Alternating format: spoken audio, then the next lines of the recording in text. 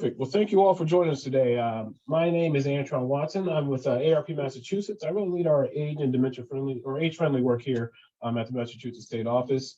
I want to thank you all for joining us today for our Livable Wednesday series that highlights a variety of ways volunteers, organizations, and municipalities across Massachusetts are paying increased attention to environmental, economic, and social factors that influence the health and well-being of people as they age.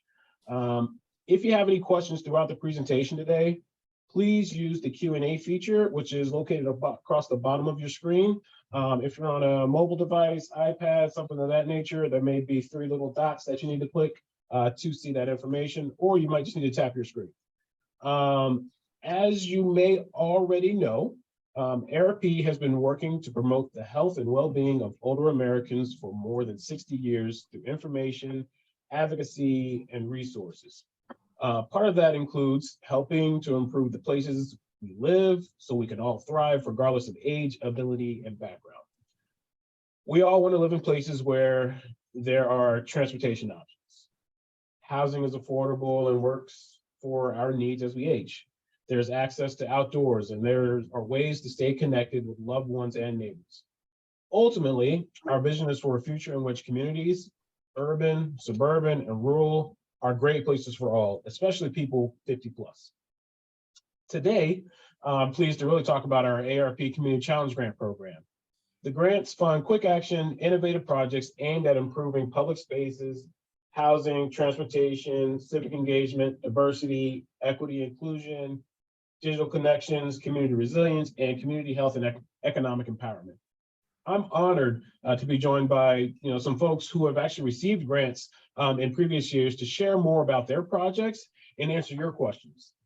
As a reminder, please use the Q&A feature if you have any questions so that we can keep track of what you're asking to make sure we get your questions answered. Now, I'd like to introduce our guests.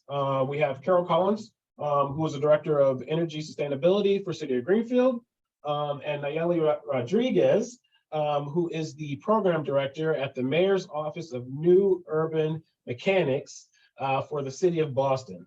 I just want to thank both of you for being here today. And now, I have said a lot. I've had a lot of words here in the beginning, so we're actually going to get started. We're going to jump over to Nayeli. If you want, please tell us about your Community Challenge Grant project.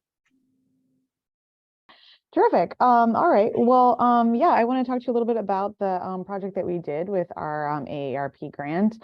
We worked with the Boston Public Library to do outdoor spaces at a couple of their branches, and I'll talk you through sort of the history of the project and where it's going next. So the first phase actually started before we got our grant from AARP in the fall of 2020. This was like, prime height of COVID. We realized that a lot of people weren't able to get online because they weren't able to get inside of BPL branches. So we installed signage outside of out of libraries and also these Wi-Fi access points. You can see in the upper right-hand photo there. There's like this outdoor Wi-Fi repeater that would repeat the signal outside of the building. So it was super strong, like strong enough to do multiple Zoom calls at once the way you would inside the building. We did that at multiple locations across the city, put up signs to let people know that they could access the Wi-Fi even when the BPL was closed, and also even when they didn't feel comfortable going inside because of COVID.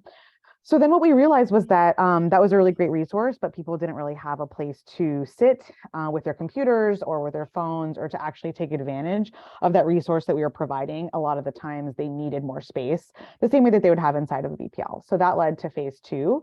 In summer 2021, we worked with a couple of local design firms to install outdoor kind of pop-ups. So these were meant to be temporary spaces just for the summer to provide some shade and tables at a couple of different locations so that people could actually take better advantage and do their online learning, community events and stuff outside of the BPL still in COVID.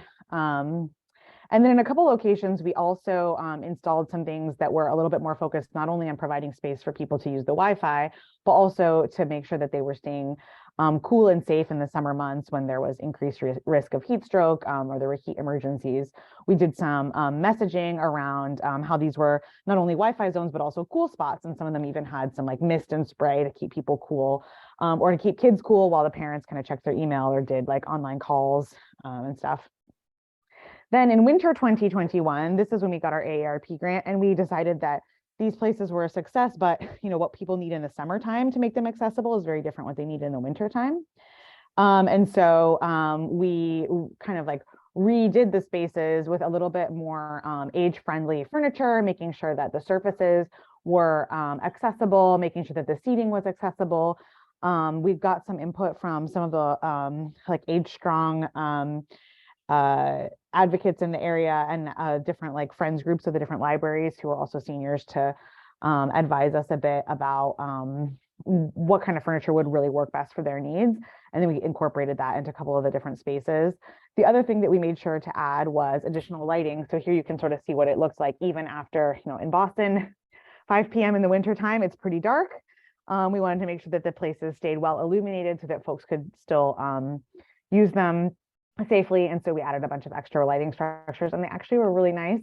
What we learned was that people, even in the cold, and it gets pretty cold in Boston, as long as it's not actively snowing, people will still use these community spaces if they're well lit and if the furniture and seating and stuff is accessible. And we saw a lot of people use them all through the winter. So that was great. Here's some more. These were like in the height of winter. There wasn't snow on the ground. We didn't have a super snowy winter last winter. And we actually also found that even when there was snow, people would kind of clear it off and just walk around. So going forward, we're really looking forward to more people using these spaces. We kind of used that AARP money that we got as the initial grant to do sort of a proof of concept to show that this was really an important resource for the community, that we could make it in a way that was accessible to all ages and all different abilities, and make the resources of the BPL accessible to everyone in all seasons. And even, even though folks feel a little bit more comfortable going inside the BPL now to use outdoor Wi-Fi, sometimes there's some people who still don't feel totally safe going inside the BPL. And also, the library is not open all the time, and people still need to take advantage of these spaces, sometimes take it online, have community events and stuff, even when the library is closed. So with that initial proof of concept that we were able to do with the grant, we were able to invest in these spaces in a more permanent way. Now the Boston Public Library invested in kind of building them out even further and in with more permanent structures instead of just the pop-ups that we had in the winter and the summer. So this is kind of a little bit what they look like now. The furniture is designed to last for a minimum of 5 years or more. We have shade structures that kind of provide shade in the summer, but then don't obstruct the sun in the winter time, so that they're kind of all seasonal. They create little community rooms and different like seating structures. And we did these in all the locations. Each location has a slightly different take on it because they're all such different spaces. So we kind of use the input of the community members and the different senior groups that have regular meetings or like craft circles or different like gatherings to advise us on kind of what they needed in each of the spaces. And so you'll see that reflected in the different designs. Each branch is like a little bit different, but they all serve the needs of the community, and they're going to be here for a while. So we're really thankful that this is a project that we were able to do. We couldn't have done it without the money that we got from the AARP to do the first proof of concept. And yeah, here's our last couple ones. You can see some of the folks that were involved in some of the design processes, and that is my presentation.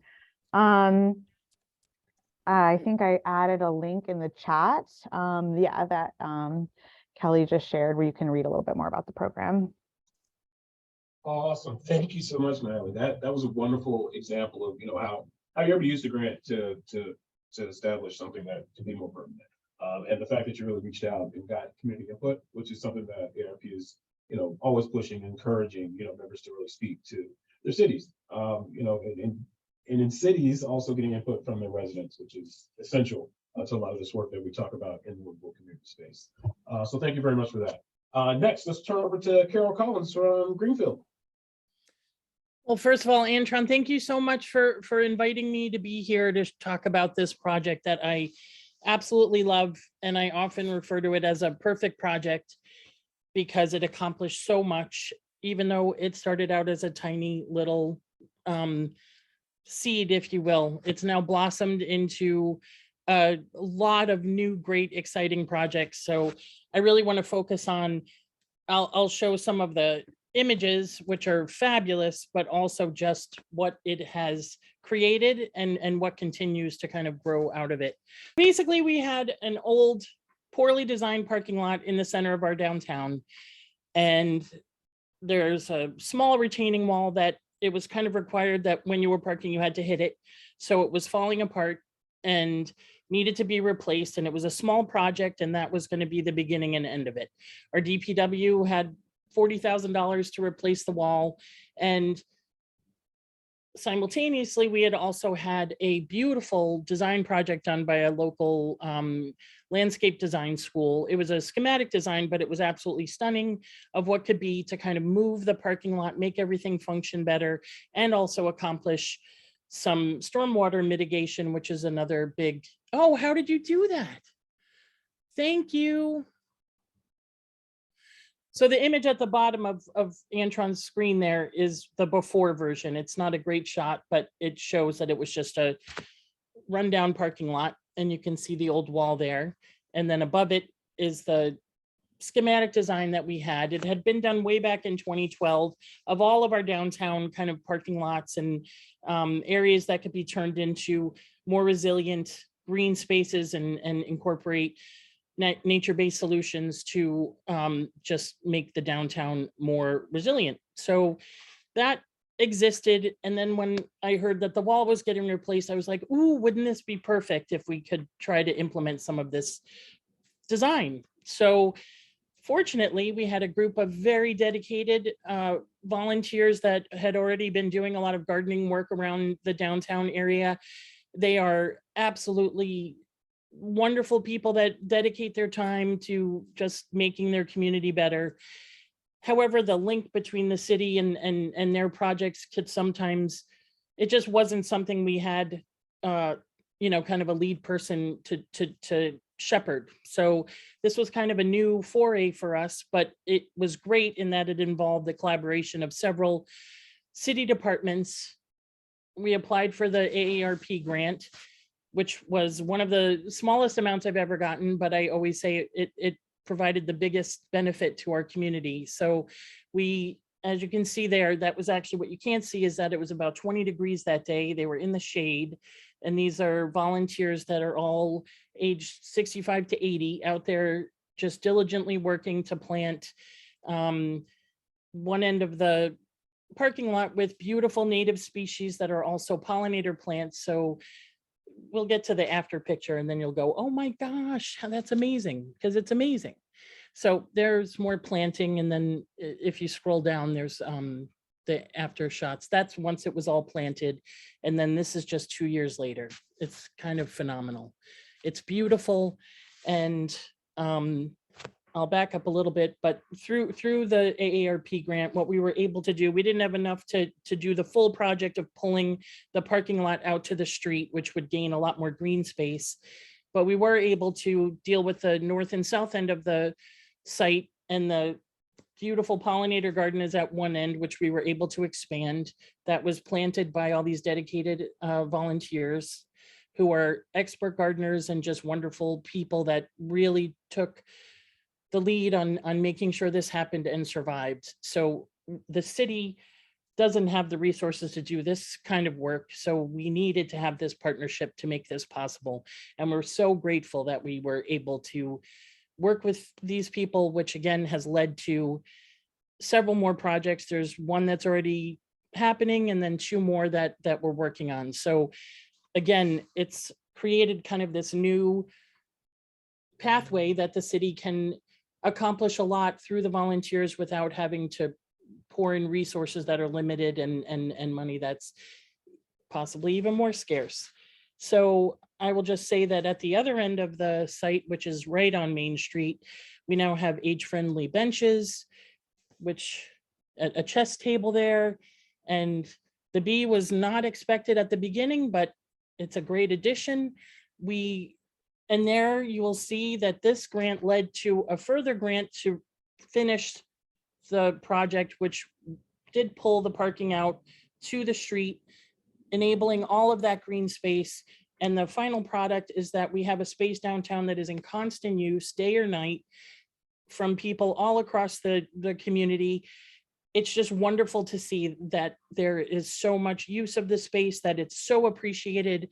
People are constantly, I talked with the 2 lead volunteers before this presentation, and both were just saying how they're there once a week maintaining the garden and how often they're thanked, and people just engage. Everything, as anyone who works in this city knows, there's rarely a project where all you get is positive feedback. This is one of those projects because I feel that it really filled a need that the community was desperate for, which is to have some quality green space near the downtown that was lacking. And so it's just wonderful every time I go by and I see people playing chess and just hanging out. There's a restaurant at the end. That's the new retaining wall is planted with also native species, but also vegetables and edible food that's just available for those who want it and or the restaurant can use. So it's just turned into a really, it feels like there's so much involvement and ownership by all members of the community, including all the business owners, the people that just are walking through, those who live nearby, and just everyone in general. And one thing I want to hit on, yes, I think I have time, but as I said, I spoke with the 2 lead volunteers who really made this happen with the garden, and I can't say enough positive things about how amazing this transformation was and how much work and dedication they did. But one thing that really struck me was how, from their perspective, and again, this is a quote, it said, "For retired people, we really want to use our skills and knowledge and do something valuable for others, but we don't want to recreate a whole job experience. Working together with the city was perfect." And so that was great for me to hear, because as we all know, it's really tough to keep stretching to do new projects. So when you have a group of really dedicated, willing volunteers to be able to use that energy and put it to some kind of good effect is really critical. This is still a relatively small project that had just such a major impact, and I can't say enough positive things about it. And I will just end on one quote again from one of the volunteers. What a great thing we all did. And I just love that. And I think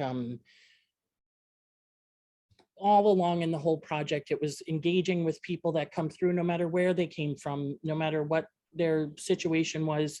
And it really made, I think, everyone, no matter where they came from, feel like that was their little pocket park. And so again, I'm just so grateful that AARP kind of got this whole ball rolling. We would have never gotten to this place without this grant and this project. The community challenge program is fabulous. I can't say enough good things about all the wonderful work that you do to create livable communities. And I will just say again that we couldn't have imagined that it would just blossom into this larger community-wide effort. Thank you. Awesome. Thank you so much, Carol. That's a wonderful representation of what these grants are about, right? I think engaging volunteers, what Nayeli said about engaging community to get the feedback and input. It's all about what the grants are and really making that impact and hopefully making that long-term change in community, as both of you have mentioned. I just want to give this option one more time for folks. If you have any questions, please feel free to ask your questions, put them in Q&A. And we'll make sure we get those answered. But I know we're coming down to the end. I just want to ask both of you, how do you see these projects impacting the community in the longer term, as you all kind of think about them moving forward? As I said, I think what is fabulous is that we had this great group of volunteers dedicated to try to, create more gardens around our city for the benefit of all. And now we kind of have created this pathway to make that happen. And hopefully it'll become easier and easier as we do this, and just kind of a standard practice instead of a kind of a one-off. And again, providing the community with something it may have never thought it needed, but having this quality green space really does make a very positive impact. Yeah, I agree that we use the grant in much the same way to kind of like make a small impact, but that would point to kind of larger community needs as well. And I think one of the biggest impacts that the grant had for our community was proving the idea could work, because a lot of folks didn't really understand at first why the VPL, which has buildings, right, needed to be providing space for people to sit and work and learn and get online outside of its buildings. People kind of didn't really know how to get on board with that right away. But once we were able to use the grant to do a few of the locations kind of on a temporary basis, we were really able to show that it was something that the community really wanted, even though they weren't necessarily asking for it explicitly.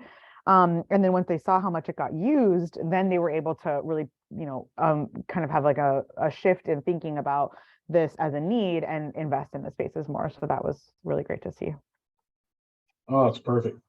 Perfect. Well, I don't see any additional questions coming through in chat. So one, I want to thank everybody for tuning in today and learning more about community challenge grants. Big thank you both to Carol and Nayeli for sharing about your projects and really hopefully encouraging folks to think about what's happening in their community and how they can get engaged and how they can use these grants to make a difference in their community. So you both have really provided impactful stories on how community challenge grants can lead to that long-term change in community. If people are interested in learning more about the community challenge grants, please visit AARP.org/community challenge. My colleague Kelly did put that in chat. From there, you can also visit challenge projects, including several that happen right here in Massachusetts. Learn more about those projects. You can learn about the grants, and you can also learn about our network of age-friendly communities.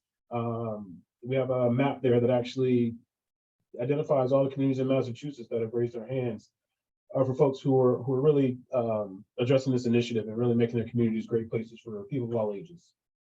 Also, if you're looking to learn more about AARP, our local involvement here in Massachusetts, you can visit AARP.org/MAH-friendly, as well as for upcoming events. You can visit AARP.org/MA.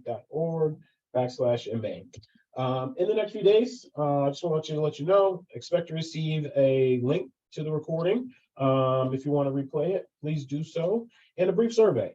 I think we really want your input. It really helps with how we shape these programs moving forward.